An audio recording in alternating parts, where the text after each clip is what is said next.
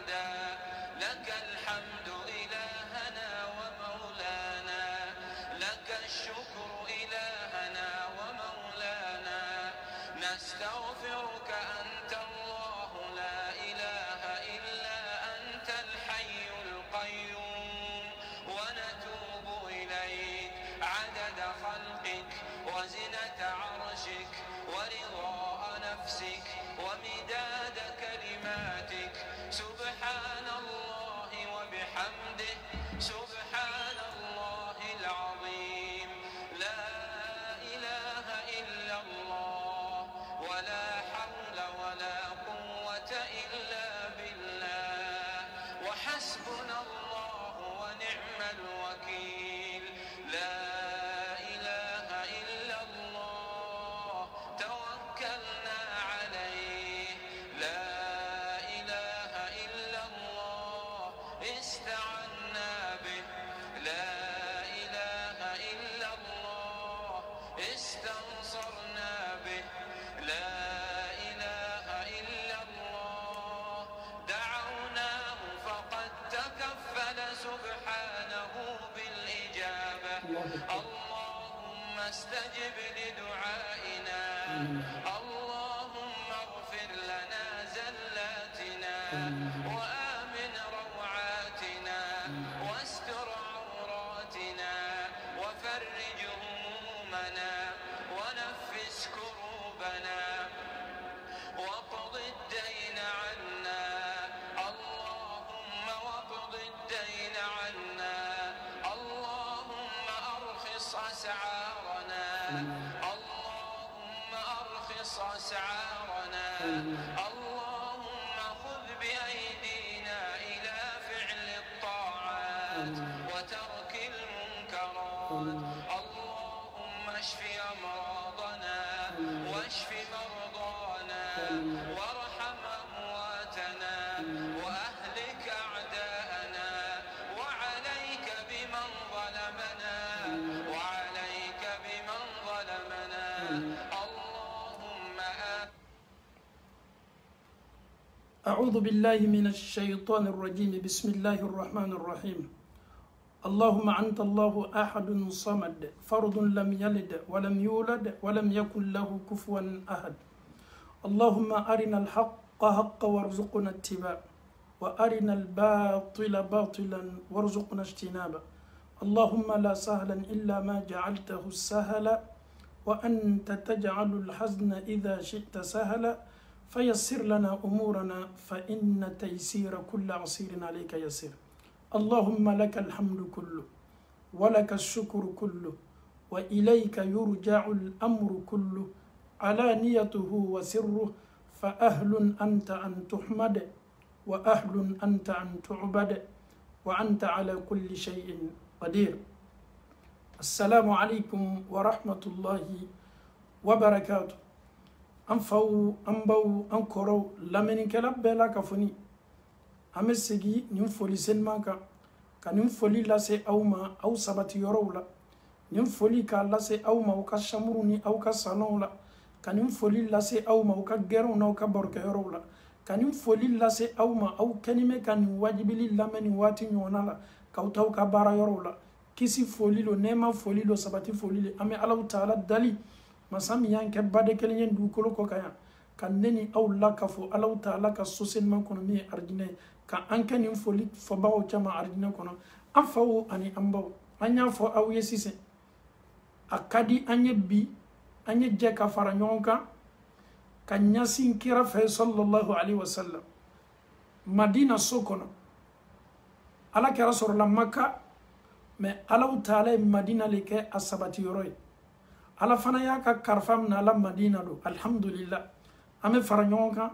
kata ni noro so belebele la somi na be fama ko madinatul munawwara ni noro so belebele kata joma nyininga danfu ka kuntigi danfu ka son herema ala taala ka cide belebele ay karfa badi mima jogo ka belebele ame ala karama nyininga sallallahu alaihi wasallam anaka sahaba otume nyana mayani nkechogodi otumo ka wati la teme jogodi ni ya sahaba belebele doye tumado atoko lonite ma chamambolo maaw be maa minnu dɔn ka caya ala kɛra ka sahabaw la o de Abubakar Siddiq, Umar, Usman, Ali. mais nin fana ye sahaba dɔ ye a ya ko ye ko makabaninba de ye. nin sahaba cɛ tɔgɔ ye Al-Miqdad ibn al-Aswad. ale le bena ni hadisa lakali ko min tɛmɛna ale ni ala kɛra ni ɲɔgɔn cɛ. ale ye ko min kɛ ala kɛra la sallallahu alaihi wasallam. an b'a ɲini fɛ i sigi yɔrɔ la ka ɲa. e b'i jija k'i tulo malɔ kosɛbɛ k'i ka lamɛnni tulo di an ma. an bɛ ni baro bi danfɛnw ka sɔn hɛrɛma ka kisa dɔ la ko min tɛmɛna ni sahaba cɛ belebele cɛ. jana an ye don nin kisa la an b'a ɲini an faw fɛ k'a ɲini an baw fɛ ala kɛra ka ɲɛnamaya lakalili o ka kan ka ne ni aw jidi limaniya la ka sahabaw lajɛ ani sahabaw tun bɛ tɛmɛ min na. nin bɛɛ ye walagada de ye, nin bɛɛ ye leçon de ye ne ni aw ma. o kosɔn ni nin kisa bɛ lakali an ye kɛ maaw caman maa minnu bɛ taasi ni ala kɛra ka kisa lakali n'o ye. Al-Miqdad ibn al-Aswad a sabatila hadisa la fi sahihayni kuma min lakalitɔ an bolo hadisa sabatinin no. Bukhari y'a fɔ, Muslimu y'a fɔ, alhamdulillah. nin cɛ a n'a jɛɲɔgɔn cɛ fila ka fara ale kan o mɔgɔ saba ninnu le tun nana Madina. o nana se ala kɛra ka sahabaw ma. kɔngɔ b'o la. o yɛrɛ ko kɔngɔ tun bɛ an na f'a kɛra sababu ye an yɛrɛ ɲa ko dhahabat asma'una wa absaruna ko an ɲa ni an tolo bɛɛ dɔ la wo la. kɔngɔ tun b'o la. ni kɔngɔ warala adamaden ka ɲa dɔ mɛ i ɲa bɛɛ bɛ misɛnya. fanga yɛrɛ tɛ k'i ɲa la. kɔngɔ tun bɛ an na. an nana yɔrɔ jumɛn an tilenna ala kɛra ka sahabaw fɛ. kɔngɔ bɛ an na. tuɲana mɔgɔ ma se k'an labɛn ninnu ala kɛra ka sahabaw la. on avait faim. Nous nous sommes dirigés vers les disciples du prophète sallallahu alayhi wa sallam. Mais ce jour-là, vraiment, on n'était pas la bienvenue. An ye jɔn sɛgɛrɛ an taala ala kɛra fɛ sallallahu alayhi wa sallam. ala kɛra ye an ye an cɛ saba a ko a ma ko baasi t'a la. ala kɛra ye an labɛn, ala kɛra ye an ladon, ala kɛra tilala ka a ka bigan dɔ bɛ yen, bigan musoman dɔ bɛ yen, bakɔrɔni musoman dɔ bɛ yen. kɛra ko ma sallallahu alayhi wa sallam aw y'aw jija n'aw bɛ dumuni kɛ waati o waati aw ye ninnu nɔnɔ bɔ ka aw ta min ka tila ka dɔ bila ne ɲɛ n fana bɛ min min subhanallah. karamɔgɔ cɛ segin nin kan kɔ ala kɛra ka dumuni tun ye mun ye? malo tun tɛ k'a fɔ ko zagamɛ don sogow b'a kan walama omboloti don sɛfɛnw bɛ yi la ka tomatiw ni jabaw k'a la la. kɛra ka so kɔnɔ Aisha y'a lakali ko kalo tun bɛ bɔ ka taa ka tila ka kalo bɔ ka taa. o kɔrɔ ye di karo kelen bɛ daminɛ ka ban ka tila ka karo wɛrɛ tugu a la ko daga tun tɛ sigi olu ka so kɔnɔ. ɲininkalaw ye Aisha ma ɲininka Aisha ni daga tun tɛ sigi aw ka so kɔnɔ aw tun bɛ mun de don na? subhanallah. ala kɛra muso Aisha ka jaabi lamɛn. olu tun bɛ mun don o tun bɛ balo mun na? o de tun ye ji ani nɔnɔ walama ani tamaro. ne tun ye ala kɛra ka so ye a muso kɔnɔntɔn nin bɛɛ ka so kɔnɔ dumuni tɛ a si la, daga tɛ bila ta kan yɔrɔ si. kalo kelen kalo fila danfɛnw ka sɔn hɛrɛma ka so kɔnɔ. ta ma lamɛnɛ kuma tɛ ko ka tobili yɛrɛ kɛ subhanallah. o kɛra jɔn ka so kɔnɔ? ne ni aw bɛ so min kɔnɔ bi ka sotigi ma ɲininka kɛra sallallahu alayhi wa sallam. silamaw n'i ye nin kuma sugu ɲɔgɔnna lamɛn ko ala kɛra tun bɛ dɔgɔkun kɛ, a tun bɛ semaines kɛ, a tun bɛ kalow kɛ, ko daga tun tɛ bila ta kan ale ka so kɔnɔ. e b'i yɛrɛma ɲininka e ka kan ka ala tanu dɛ. ne ni e nin waati ɲɔgɔnna la kabini alaw taala ye fajiri kɛnɛ ci fo kana se waati ni ɲɔgɔnna la ele ye min domi b'a dɔn, ne ye min domi m'a dɔn, ele ye min mi b'a dɔn, ele ye min domi sɔgɔma. e yɛrɛ b'a dɔn k'i ye dumuni duman kɛ, i n'i ka denbaya frigo fani bɛ, mais danfɛnw ka sɔn hɛrɛma ka so kɔnɔ daga tun tɛ sigi ta kan. munna se tun tɛ yen? munna ni wari tun tɛ a bolo? subhanallah. ni ne tun ye ala kɛra sallallahu alaihi wasallam wallahi ni kɔngɔ tun banna ala kɛra la, kɔngɔ b'a la, kɔngɔ b'a la, a tun bɛ kabakuru ne ta k'a bila kɔnɔ la ka a kɔnɔ siri. munna ayese fanga sorola kalo kabakuru nyese ademena nini kuma fola adamade abe ware hakilima ko ka kabakuru ta ka bla ikono kan ka kala ka ikono siri kabakuru siri kono ma jontu meni ke nini kira sallallahu alaihi wasallam nimbetu ma soro mamadien ka beta balo haramuna nimbetu ma soro amadien ka beta adamado namara ko kan na folo dum nimbetu me ala kara soro atumi sabari dunya toroya koro aba don ka fo Allah ta'ala ye min ke nyasiye ka makono wala al-akhirah khairun laka wala al-akhiratu khairun laka min al-ula Allah ta'ala ye here min kai o kabo katme yantaka donc o koso sabar la nin toroya koro ka sabari nin toroya koro nin kisa era dugu nin te awla khanda gutume segi domi dinga batume segi domi min kela kele islamaw ni kafiru ni nyonche ni kera tunye sahabaw lajigi dinga la ko ye dinga sugi dinga tola sugi la jabiru ye ala kera kono ye ka ye akono be dola anaga dola subhanallah kongo bala ala kera kono ye la bolo ale yere ba don ka fo ko nin kera e wati janke ama domininke o le koson akono beti wallahi ala kera segala de sallallahu alaihi wasallam nin bere ko fe atumela fenyumaka ala kera tumela feminka ni ya ye na tum wuli la suno la be fen noye afarima ni na tun ala kera sallallahu alaihi wasallam aka tariku kala ni ya ka histoire do abatu be ke maye mami meddi ala taala e fitini min dima yi wasadola ame segi kananga kisama sahaba chanin ko kongo tume anuna anke saba ansela sahaba ufe amanya soro luma annana ala kera bara ale an lado kanya ka klafana ay bigado yirakana kwanye to ka bigani nonobo an che sabaye antami fiya tokele anyo ke ale tay ka nyasi ka blanye donc alhamdulillah lono beni chogola ala kera yo labenganya wati be no yen bigan nonobo o che saba ka fara ala kera ka kala mo nani beta be ke kabla o be ala kera tabo ka datu ka blanye ni ala kera nana sufe abena tata kami abila sahaba jani yara ko ni ala kera tunana an soro sunola na ye folike mo minu lani me sunola o lute bo akalama na ye folike mo min te sunola o be bo akalama kuma o koro yidi na dola kana an lani soro min te sunola ala kera tunte kule assalamu alaikum la subhanallah atunte mautoro suno watile tumado do te sunola foli min keto bolo abe foli keni majigi aba keni mafaye minu bo nyene minu te sunola olube ala kera ka foli me olube foli lamna min yera fana me sunola o ba ka suno continue ala kera ka foli ta toro ka lawuli nin belebele ako kuntumete kanin ke wati be antumeto kanin ke wati be kolondo nyenono bo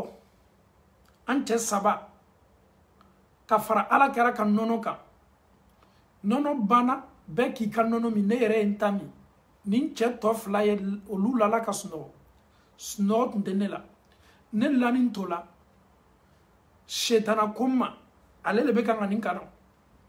ndu sukunya fonye eske ala kera kan nono eske nte ala kera kan nono mi wa subhanallah ele bani kan nono mina itonyo flani fana bano kan nono mina olu yere be sunola ala kera ya nono mi me na ya garde ka makono muna ele bomi alla nin tola te sunola est-ce que nte ala kera kan nono mi wa peut-être ala kera be yoro mina est-ce que atena dominique ansaru do fe madina ka do fe wa he ala kera ya nono ako meninga nono mi ni ala kera nana kongo bala ako be kedi ale le tola ni kuma na sa akelena be kanga hakilina tadi ayerema ale tolola a jafar yala akwa beta ala kera kan nono min sallallahu alaihi wasallam awulila ka ala kera kan nono daele asina ka ala kera kan nono takami ayami afala kosabe ala kera kan nono be minabulu abba min kala nono mina jarakili damnana ala munya tonye ala kera kan nono mi munyen bla ala kera ka nono mina ni ala kera segina kana ni sunina kongo bala aya ka nono ta ma nono yala ala kera ka to dangale dola ne ko wa na kala te ne be ke ma halakinu chama akayera kunjara kidamna muna ne ala kera ka nono mi munya tonye ala kera ka nono mi sallallahu alaihi wasallam miqdadu anana kana illa abe ala kera na wati le makono na sise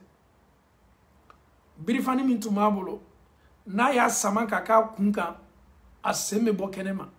na ya lajigi asenka akume bo sadi atesela sunola nyasima abe jomma kono na ala kera sallallahu alaihi wasallam kuma la surunya bolo ma ala kera nana abe foli ke chogomi ayaka o chogola aye foli ke ni majigi aye foli ke ni mafai mo monu be sunola aka foli kan to lu déranger ko lu la kunu sunola minte sunola o ba ka foli kan o ba ka foli kan amna jone de sunola miqdadu mi ala kera kan no mi ala kera nana ka foli ke ale kelene ka foli lamna kada ka cha to flani bebe sunola ala kera bana ka beta kan nonota cheni le monsieur il est là ako ala ne do ko bakeni ala kera bi kan ta kan nono le koni ne do nono datu ni ala kera nono ta ni nono ta la ko be bele ade ale tolole la abe kan ga ayer magninga non quand on parle des disciples du prophète sallallahu alayhi wa sallam on a quand même un peu se réserver, il faut attendre la fin. Avec les disciples du prophète, il faut faire beaucoup attention. Nibe ala kara ka sahaba ka kisa la kali. Kuma dobe même commentaire la kana fo anyo bonya kosebe oni bonya le kaka kada ka ibe kisa la bane la jafolo ka soro ka fo ibe sahaba cha jaraki. Ala yere le beni kisa la kali. Donc nous maintenant quand on écoute l'histoire des disciples du prophète, il faut faire beaucoup attention parce que ni sahaba ou neni abe komi ye ala kera le neni sallallahu alaihi wasallam an kakan ko bonya an yere ni obonya kaka kadaka ala taala yere ye obonya. Mais au Benata ils ont eu une histoire avec le prophète. Au moment où a expliqué ala kera be kan nyasi kata kan nonoko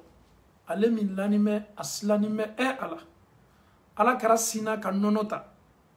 ka fembo nono dala ala kera ye fiaye aya ye nono foi ta kono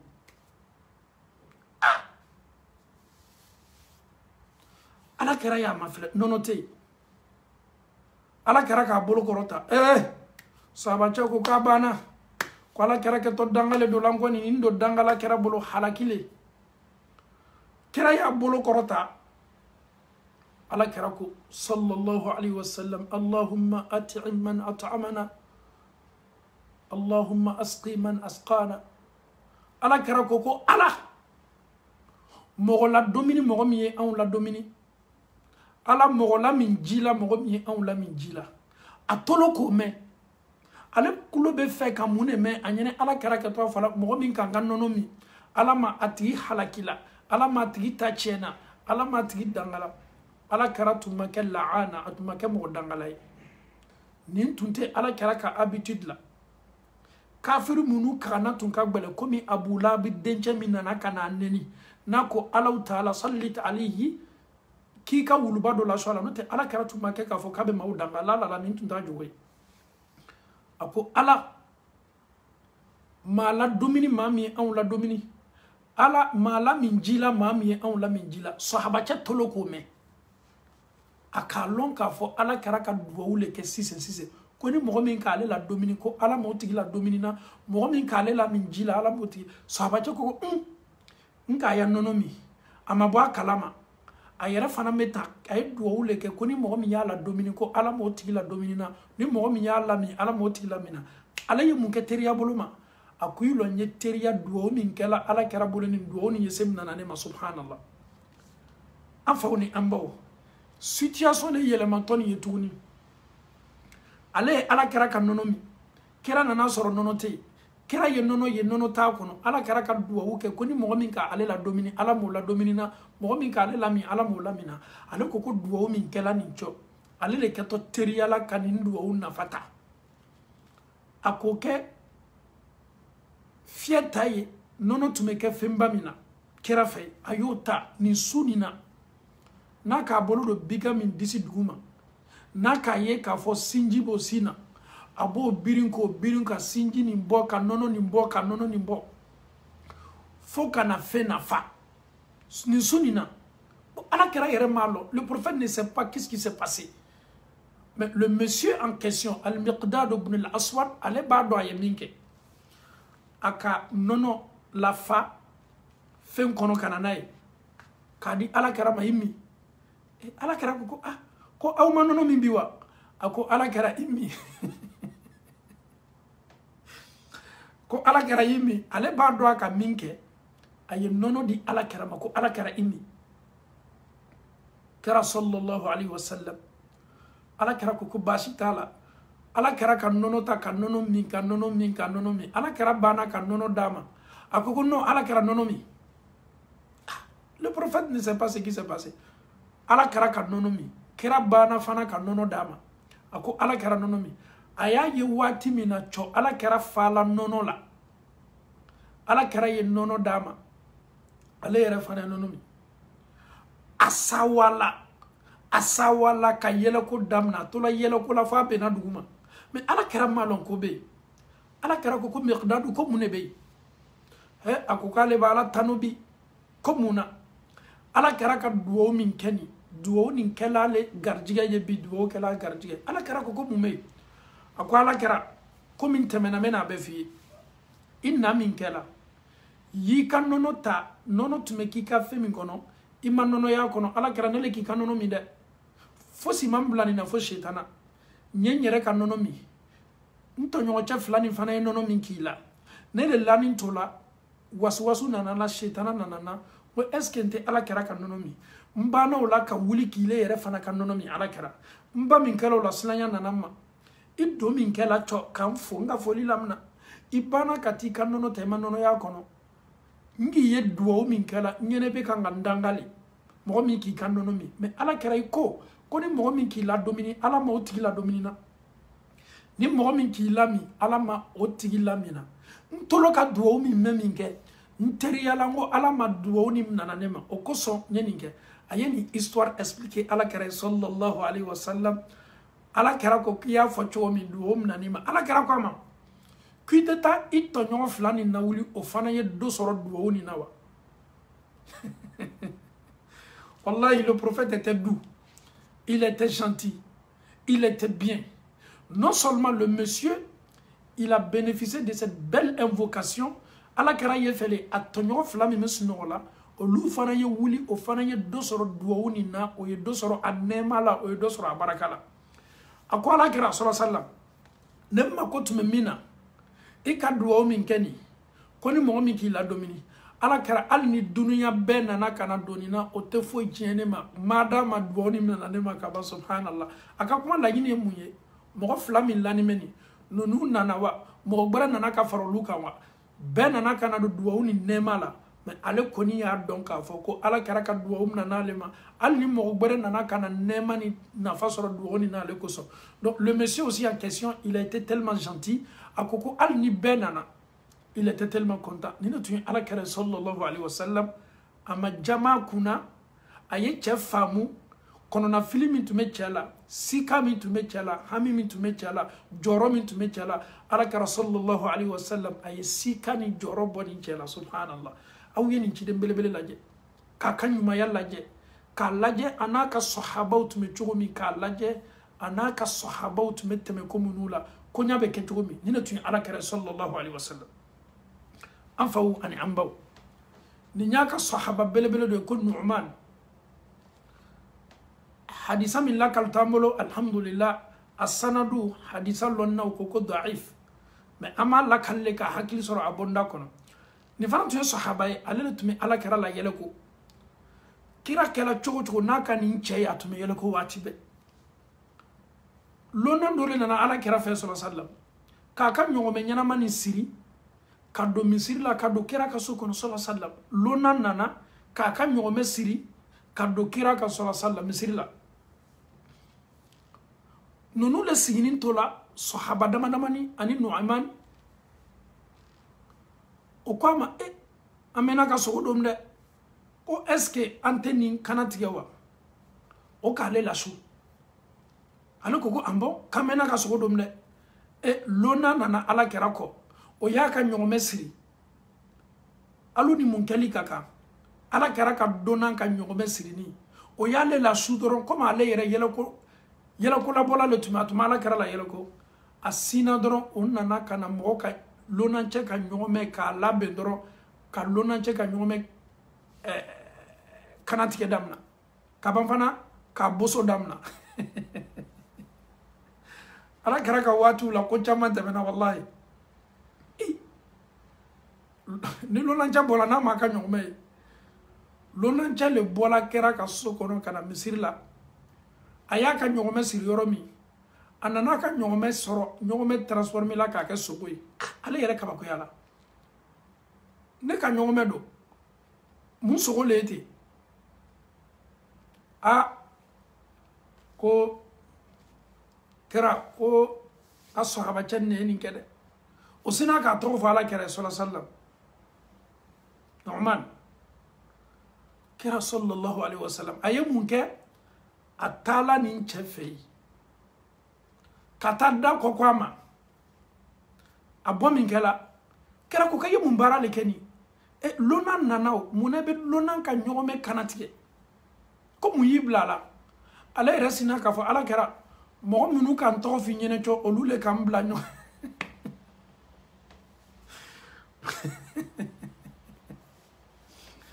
comme on nous est trovié au lieu de cambla nous met la subhanallah ala kera yemunke est-ce qu'aya nenua est-ce qu'à jamana kunawa est-ce que subhanallah le prophète sallallahu alayhi wa sallam il a si amorti à cela kaninko subhanallah aya basini mafai aya ninko furakani hakliye aya cheka nyome nyona dama parce que allait te mettre aka sahabaw atumo ka kole labe ho atibe aka sahabaw atume dwole koye nina tuye ala kera sallallahu alaihi wasallam o boto londo kata tabuku kelefe tabuku kele Abdullah ibn Mas'ud lebeni hadisa la kali ko ansela yorodola sukola ambela la kasno ala kerawa Umaruwa Abubakar wa bela nintume kasno su selawati dola ale tola snola ale sina ka wuli aka tasuma mene ye yoro dola ka soro sahaba ul belani me fangelo be snola ale tola snola wuli min kala aka tamene ye yoro dola a wuli min kala annana ala kara mafle sallallahu alaihi wasallam ni ala kara lani ma la yoro aya ye ka fo ala kara te sallallahu alaihi wasallam aye munke aya bolobla ala kara la yoro la ka laje ni ala kera wuli sanete wala ma a wuli la mena parce que ni mo la ni me yoro dola na tigi wuli la ka boy kata ni ki bolo blay na soro a wuli wati manja alla yoro be kala ya be bon mais na soro atigi wuli wati janyana ibaye alla yoro be suma Abdullah ibn Mas'udi annana kana ala kala la yoro la je sallallahu alaihi wasallam aya bolo blay aya ye kafo ala kera la yoro suma ni me o koroyedi bima ala kera wuli anana se Abubakar fa la yorola ama Abubakar yi ayo Umaru ni ama Umaru yi ako ko tasma mena mi me yanven sûrement ala kera ka ngake sallallahu alaihi wasallam Abdullah ibn Mas'ud nintunye ala kera ka Qur'an kala na bay annana kana ala kera soro ani Abubakar ni Umar o ka kaburdo segi obe kanga sulaji ale yere kabako yala jabani kelanka jamani chema jamogo do bana chema donc ala kera te fe ka maula kunu nina tunya ala kera ameni fo slama beye ko to tamana banin kela sukele nina ala kera ka sahaba cheta min bana o chema ko kata sudolike me fa nyamu famu yani yorola le prophète nia ka sunnaye ka sukoya la teria niye en fait farafina lajabi sou be garder la bile comme islam tan sou adden mana folo aw kana se shuma donc yɛrɛ bɛ to tubabula ka weleli kɛ aw ye an fa ni an ba walama an ba su garde fo ni anw nana waati min nin tɛ anw ka silamɛya baara ye dɛ n'i ko ye silamɛ ye i ka silamɛya ta alakira ta kɛcogo la i fa su bɛ garde o bɛ na mun bɔ i fa ka kiti la mumini silama bɛrɛbɛrɛ bɛ pereseli a ka kaburu la ka da ka a ni bɔ waati ala y'a la sawa ko arijinɛ ditɔ a ma an b'an ka su garde ka bɛn mun ma su gardeli ye tɔɔrɔyaba ye su gardeni ye tɔɔrɔyaba ye donc ala kɛra nin su kelen nin na o ye sahabacɛ nin ta ka na su don abdulahi ibn masudi nana ala kɛra ni abubakar ni umar sɔrɔ nin de la su dibi nin na an ye ala kɛra lajɛ sɔrɔ sallam abubakar ni umar olu ka su di ala kɛra ma ala kɛra ye su ta n'a bolo seniman fila ye ka su ni lajigi a ye alaw taala dala ko ala allahumma inni amsaytu radiyan anhu farda anhu ko ala nin kamere nin funanke a na min kɛla a do min kɛla silamɛya la a na min kɛla ani fani fila le nana a bɛ fɔ cɛ min ma ko zulbajadayni ani fani fila dɔrɔn de nana a y'a maaw y'a bali a bolofɛnw bɛɛ ma a yile alaw taala le ta a ye nin bɛɛ to ye ka na ile alaw taala ma ala ne diɲɛna nin kamele ma kunu bi kɛla ka saya ye ala m'a ɲini fɛ fana ye diya ma subhanallah abdullahi ibn mas'ud ko a ye ala kɛra ye a bɛ kan ka duwawu kɛ nin sahabacɛ ye ko ala ne muhamadu diɲɛna ma ala mi dalile alaw taala fana ye diya ma n bɛ fɛ ka mun fɔ nin kisa kɔnɔ o de ye ala kɛra ka duwawu ye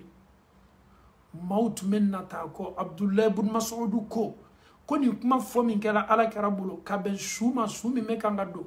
ale y'a nata ale tun ye kɛ nin kamere nɔ la ala kɛra ye duwawu senima min kɛ a ye o duwawu fana tun ye kɛ ale ye subhanallah allahumma inni amsaytu anhu allahumma inni amsaytu radiyan anhu farda anhu wallahi ala kɛra ka duwawu sahabaw tun bɛ nata la n'i y'a ye cɛ ka nɔnɔ min a y'a ye k'a fɔ nɔnɔ min kɔfɛ ala kɛra ye duwawu dɔ de kɛ o kosɔn ale peresela pour que a ye se duwawu ni nafa sɔrɔ la sahaba bɛɛ tun bɛ nata cɛ min ka duwawu la a ka duwawu tun ye duwawu senimanba ye alaw taala diyanɛma don n'a ye alaw taala dali ko min na ala b'o de k'a ye n'a ye duwawu seniman k'a ka sahaba min ye sika t'a la alaw taala b'o minɛ ni ne tun ye ala kɛra n'a ka sahabaw ye dɔw natala duwawu la mais a y'a fɔ olu ye ko ala la maa dɔw kɔnna i ye hadisa min lakali la ko maa 70,000 dotɔ arijinɛ kɔnɔ mɔgɔ 70,000 nin kelen kelenna bɛɛ bɛna mɔgɔ 70,000 mina k'a don arijinɛ kɔnɔ a ye nin kisa lakali sahabaw cɛma minnu dotɔ arijinɛ kɔnɔ o tɛ kɔntɛ bɔ jugement t'o ma kiti t'o ma olu dotɔ arijinɛ kɔnɔ le direct ni y'a ta kisa jan an mako bɛ kuma dɔ de la kisa la ala kɛra ye nin kisa lakali k'a lakali sahabaw sigilen bɛ k'a lamɛn komi ne ni e yɛrɛ bɛ fɛ ka don arijinɛ an kana kɔnte bɔ n'a fɔra bi ko ne ni e bɛ don arijinɛ kɔnɔ ko jugement tɛ yen he ko man di ne ni e tulo ye ka nin bɔ sahabaw fana ye nin hadisa mɛn ko mɔgɔ 70,000 dotɔ arijinɛ kɔnɔ olu kelen kelenna bɛɛ bɛna mɔgɔ 70,000 bolo min na ka don n'a ye arijinɛ kɔnɔ kiti t'o ma jugement t'o ma o dotɔ arijinɛ kɔnɔ le direct ala kɛra k'o fɔ k'o jogow fɔ sahabaw natala ala m'anw kɛla ninnu cɛma sahabacɛ kelen tun bɛ yen cɛkɔrɔba dɔ tun bɛ yen ko ukasha ale sinna ka wuli ala kɛra i tɛ duwawu kɛ ne ye fara maa 70,000 ninnu kan ka don arijinɛ kɔnɔ kiti kana kɛ n ma a y'o fɔ min kɛ ala kɛra ko sallallahu alaihi wa sallama ukasha i b'o ni mɔgɔ 70,000 nin ye tu seras aussi parmi les 700,000 personnes qui vont rentrer au paradis sans jugement ala kɛra ko k'i b'o cɛ ma wallahi ala kɛra y'a fɔ cogo min nin sahabacɛ duwawu senima min bɔra kɛra yɔrɔ k'a fɔ ni nin sahabacɛ y'a nata kɛra ko e b'o cɛ ma sahabacɛ gbɛrɛ wulila ko ala kɛra ko ɲɛfɛ ye duwawu kɛ n fana ye k'o cɛ ma ala kɛra ko nin duwawu bɛ dan jɔn ma o de ye ukasha dɔrɔn pe subhanallah ni duwawu dana o ka shalema ale le kona ni kuma nyini na nefe duwawu ni fana memna ale le ma ale le fana farato mo wa bi worom law ka minu doto arjina kono konte boto mo tena juge la subhanallah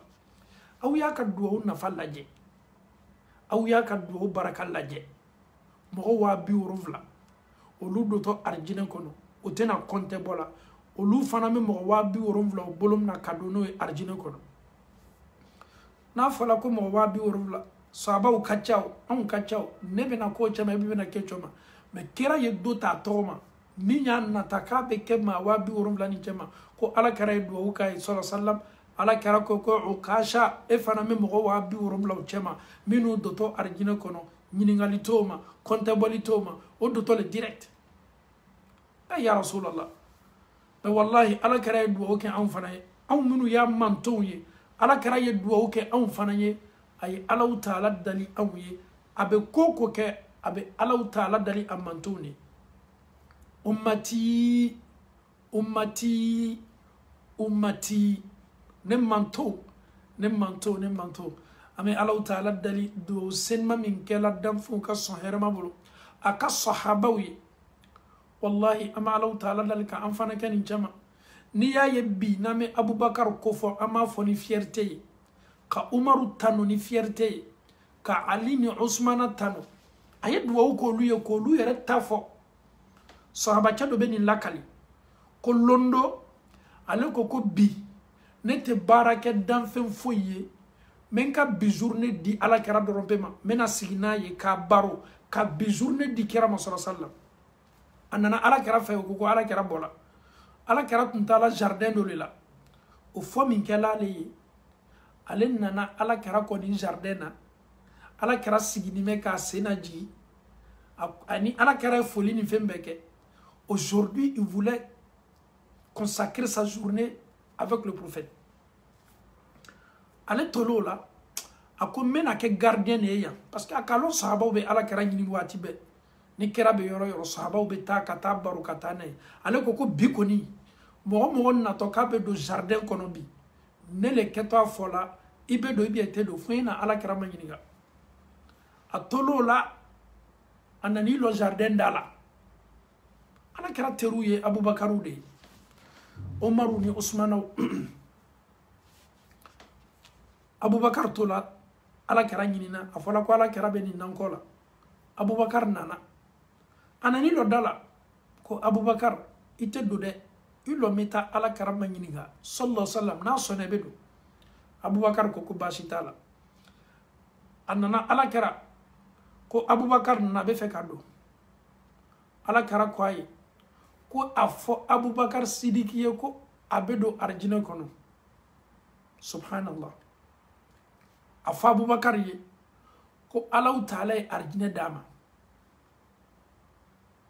abubakar qui se promenait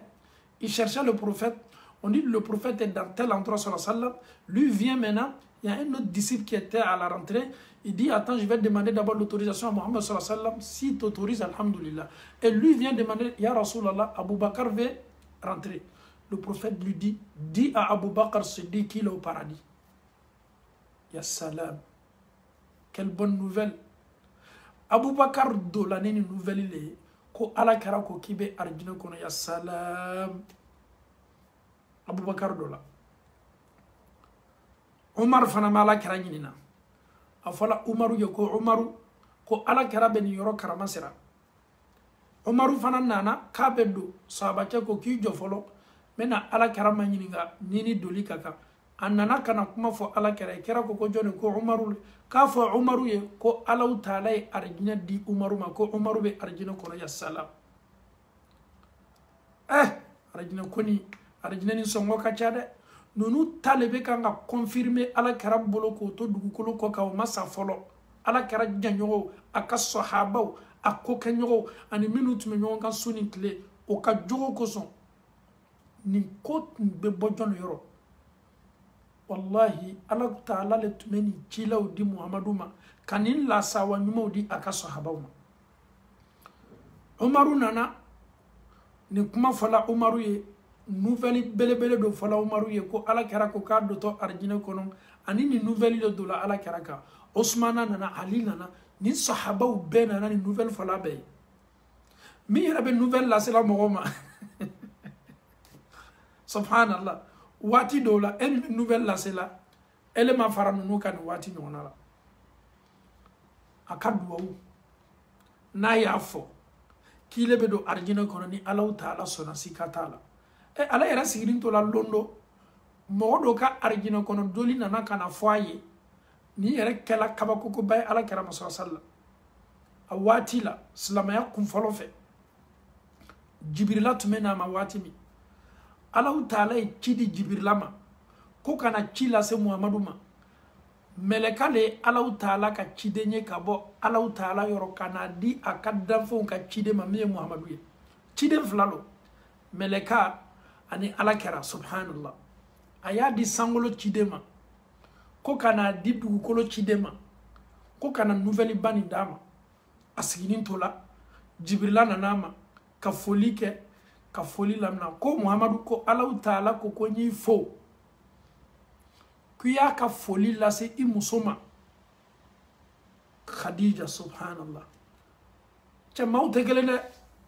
ala yara be foli kan do jibrila da ko ka fo muhammadu ye ko ale ala kadime ka jondo fo muso naw be nya aw ye nya muso ni be ka muso berebere ye ka muso berebere muso ni bi ka furumna yi ka furumna muso ni bi makodu ka furula yi makodu ka furula ni be dususuma di ka furuma dususuma di ka furuma ni be sabati di ka furuma sabati di ka furuma wallahi ika furumna kunyuma abe arjino kono dola noya iye kisani lame kanya Allah taala e jibrila ci ko kana fo muhammadu ye kwale Allah taala kenime ka foli lase ala karana ka sokono mauma aka foli senman la senme Khadija ma ele ki chambonya lewa e ki chandu susuma lewa bebe Khadija ka histoire do ni ala kara torola kenema na nenna kenema na bona kenema na dola ka sokono muso min tuma dususuma ode Khadija mumunu bamsu ala kara muso folo aya furu Khadija be sambina ni na ala kara be samu kan lorula alele den woro soro ni ala kara sallallahu alaihi wasallam Qasim ni Abdullahi Zainab Ruqayya Fatima ani Kulthum Jibrilan nana foye ko Allah taala ko ka foli lase i muso Khadija ma amada o made ko ala ko ka fo iye ka fi muso Khadija yi ko Allah taala ka bondo lo aye arjina kono toroyate bomina wanintei abonye dususuma boneye abonye jigima fa boneye abonye here boneye abon fani me fomina o de dususuma ni mafai la ilaha illallah Allah taala de jibrila chiko kana ni chila lase ala karama sallallahu alaihi muna musoni yeminke achaye muna musoni majila achaye muna musoni mafo kunka koroni chaye ilo nye doyama la sama muna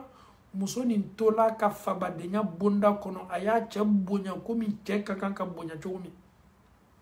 wallahi folo muso otume kali otumi damakashi na soro olu tuyo che toro o ka furu la tle kele me bi muso chamante so la de furu bi abe muso de bolo o be jaman chaw kuna o te chaw bonya o be chaw doya o be kansu be fo chawma me wallahi ite Khadija ka histoire la melonglesi ka kuma kan korota la cheka aya yer don aya don ka fo ka ye muso de aya don ka fo ko chele anaka nafolo tigiya anaka setiya fangatu mala nafolo tumabolo baradon tumabolo me akolola achei Allah taala e chibla kana ka foye ale Allah taala ye bondolo aye arjina kono adoto bomina na sala kiyamando aka arjina bonko fola ye kabini amasa folo subhanallah nina tunye ala kara janyoyi amuso tumala ateru tumala na amfawni ambaw eni Allah taala che nini bana fola Khadija sika mamala ko aka arjina do yera confirmer la Allah taala de bolo bomi nyesiye ka makono Allah taala ya bela ka foni confirmer neni e yanjija ni dunya ni wati de imena la chojo ita todo neni e yanjija anye Allah taala ka dina ni ta sebela neni anyan jija ame bod dumi dunya ni kono ya ay ke kasoro anye bolono nyuma bla anyere ye neni anyan jija na me bod dunya ni na domi ay ke kasoro neni kadime ka nyesigi nyuma ke ka anyere nyesigi neni yan jija na me bod dugu koloni ko kan domi Allah taala ye di anka ke waluma neni kana dunya ni laje ni ya mafle nyanya wati ni ko le dunya ye na foroti baw temena saramaw temena bela kafuni meteme be fana mi take ma bebe laba mu mode saye ejija jani neni esa anye ferebe ke awni ala karana ka sahaba senmo ala kana nya haramundu ani nyonche anye senyoyla arjine kono neni edana Allah taala bolu kunkelempe min ko son ko ka wode ka Allah taala batu ka ala batu dila batu min kadi Allah taala tawhidi bolela kan cejanya ka baflanga fuyama kan ka baro be ala karata ke jama sallallahu alaihi wasallam ay min fo ay minke anyan jija ka kira ladiri anga kawali kilengele nambela femi meneni ebbo anga nyana mayala wode baraj make ame Allah taala dali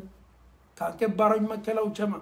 ama Allah taala dali arjine ka di ambema ala kana neni au bono anga dunya la bola ala kana neni au nimisa anga dunya la bola ala man neni au kala mawye mamunu be sebeta akana dam balayama ka kesebe kelawye ka sebeta ka barakala nyana mayani adon ka fo maw kona enya o yenna folo soroni maw kona enya o to soro katmeka bi neni elibada kuna amfana yan jija wati ni mi ambulo anya faryabo Allah taala batula ka sahaba nu ka kisala me ko minu temena minu la sawala arjinela pour que amfanense barajma chama kela alni antama fanyi Allah taala anta confirmer ale ala yere bara kwa dia nan ka baruma kasoro anta kalama amma safolo kasoro Allah taala diani me amma ka klafana ka Allah taala dali laban ko jumana alama laban ko madina ambema adamade yedwo ke labana adamade ka ko bebe labane bolo laban ko belebele do alama neni au an kuma kan laban domi ame boni nyana mayala ka Allah taala ka kaburu sagere